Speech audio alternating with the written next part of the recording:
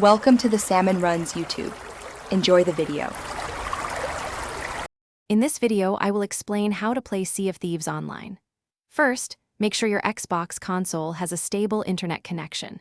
You'll also need an active Xbox Game Pass core or Ultimate subscription to access online multiplayer. Once those are ready, download and install the game from the Xbox Store.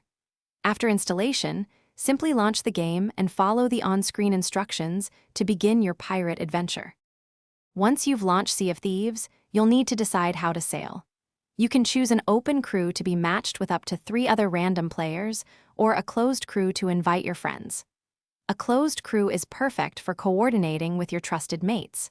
You can also select your ship size, from a 2-person sloop to a 4-person galleon, depending on your crew's size and strategy. Now that you're on the open sea, it's time to learn the ropes. Master sailing your ship by adjusting the sails, raising the anchor, and steering with the wheel. Visit outposts to accept voyages from trading companies, which offer quests like finding buried treasure or battling skeleton crews. Be prepared for thrilling ship-to-ship combat, using your cannons and boarding enemy vessels to claim victory. To truly thrive in Sea of Thieves, teamwork is key. Communicate clearly with your crew using voice chat or the in-game quick commands.